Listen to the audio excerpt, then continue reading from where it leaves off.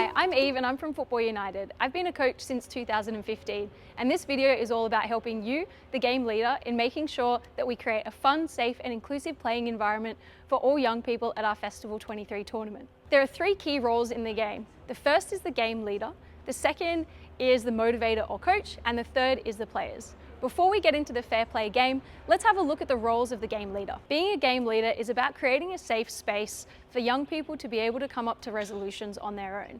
The game leader does not control the outcome of the game, but creates this space where young people are able to solve conflicts themselves.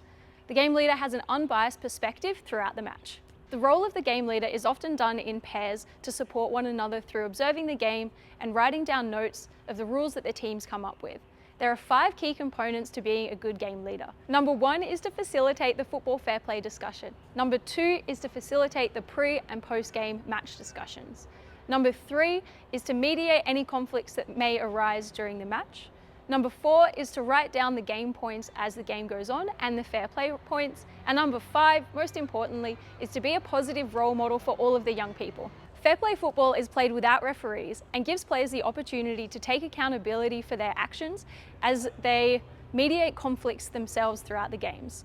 This is an adapted version of Football 3, which was created by Common Goal. There are 3 parts to any fair play football game.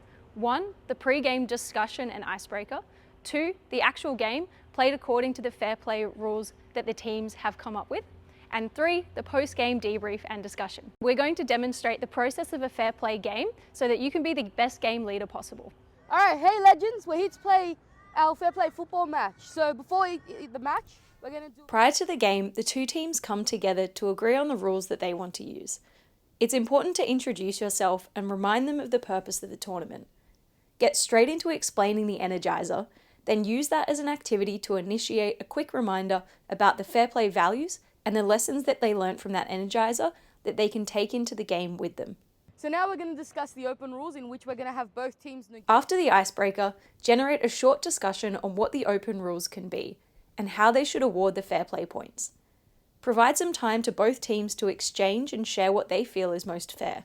Ask questions to help them reflect on the fair play concepts and positive values to ensure that it is an inclusive game. So for the next rule, we're going to decide... Prior to the game, the 2 teams come together to agree on the rules that they want to use. It's important to participate in this activity and get involved in the discussion by sharing your ideas. Remember that you should give others a chance to speak and that your ideas may not necessarily be the only ones accepted. When deciding on the rules and point system, always think about how this can be fun, safe, and inclusive for everybody involved. Come into each game with new ideas because every situation or scenario will be different. Now that we've agreed upon the open rules and we all understand the fixed rules as well, it's key to identify that for the match, there's going to be a game score and a fair play score. So for the game score, if you win, you get 3 points. If you draw, you get 1 point, and if you lose, it's 0. However, the difference in a fair play football match and a regular football match is we've got the inclusion of fair play points, which means each team will start off with 1 point. And that point can be subtracted if we don't adhere to the values that we've agreed to beforehand, the teamwork and inclusion, the communication and the accountability, as well as the rules. And we can also add an additional point to receive 2 points if you go above and beyond for your team and for the opposition as well within the match.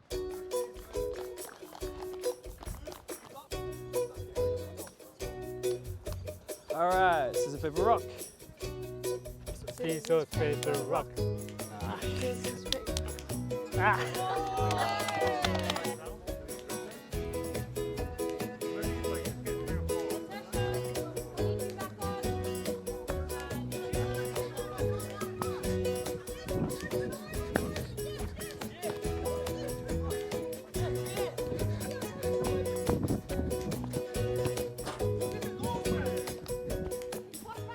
Pretend you're going for it, but like, don't go for it. Like, let it go right past you.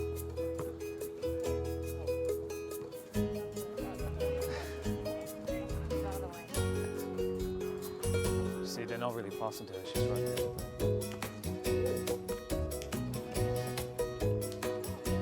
Boss! Boss! Oh, what's wrong with this guy? You notice him? What is... Yep, got it. Yeah, what? Hang on. All right, wait up. Where are game leaders? Game leaders, can we please have a fair play timeout? Okay, so guys, what happened? I think I maybe went a little bit out of control with the shove. Yeah, probably went a bit too hard. Yeah, is that in line with the values we talked about at the start of the game? No. Not really, right? No. What were the values we talked about?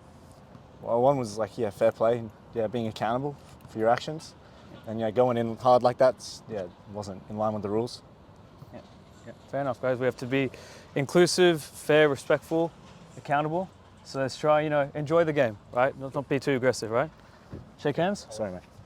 All right, so blue ball, let's get back. Yeah,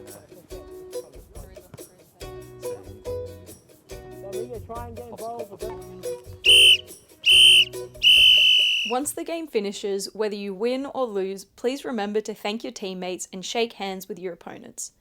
Walk together to the post-game discussion area for a cool down and your match reflection and awarding of the fair play points. Well done, everyone. Good fun game of football. So engage in the post-game discussion that the game leader facilitates and reflect on some of your observations. Discuss with your team openly and honestly the number of points that you will provide, and then nominate someone from your team to give it to the game leader. It also helps to reflect on a positive example of fair play and share that with the opposing team.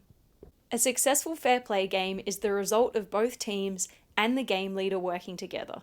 Reflect on what you've learnt from this game and apply it to your next game. Football fair play is about embedding positive values and respect into every game that we play.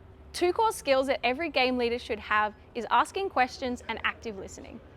For asking questions, these need to be open-ended questions that help the players think more deeply about the concepts that you're looking at. A good technique to use is the pose, pause, pounce, bounce methodology. You pose a question and then you pause to allow players to think of their answers. Then you pounce on one of their answers and you bounce across to another player who might be able to build on their answer. You can also use the think, pair, share technique, where you allow players to think of their answer, pair up with the person next to them to discuss it, and then share that with the wider group. This is where you show the players that you're understanding what they're saying and makes them feel heard. This might include phrases like, it must be difficult for you to feel that way, or, oh, so you're saying what you're saying is this. It builds empathy between you and the players and provides more space for them to express their answers. This methodology empowers young people to take responsibility for their actions and how they impact people around them. This creates a learning environment that focuses on the importance of communication, shared respect and mutual values that they can use both on and off the field. Remember that teamwork provides you with a sense of purpose, belonging and creativity that allows you to develop and share your ideas with others. Thank you so much for your time, and I hope that this is a useful guide for you to be able to go out and create safe, supportive and inclusive environments for all players who are part of the Festival 23 tournament. Thank you.